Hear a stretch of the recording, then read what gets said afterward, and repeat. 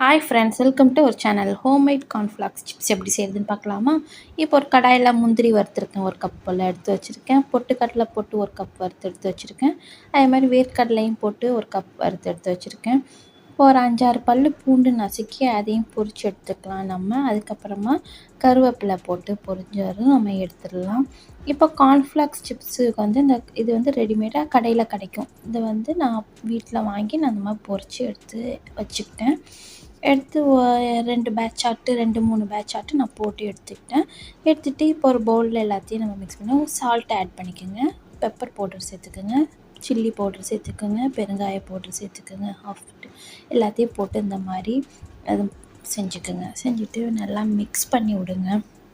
இப்போ வீட்டிலேயே நம்ம வந்து கார்ன்ஃப்ளவர் மிக்சர் வந்து நம்ம ரெடி பண்ணிட்டோம். இந்த மாதிரி வீட்டிலேயே ஹெல்த்தியாக பிள்ளைங்களுக்கு செஞ்சு கொடுத்து பாருங்கள். தேங்க்யூ ஃபார் வாட்சிங். Give a support. பாய்.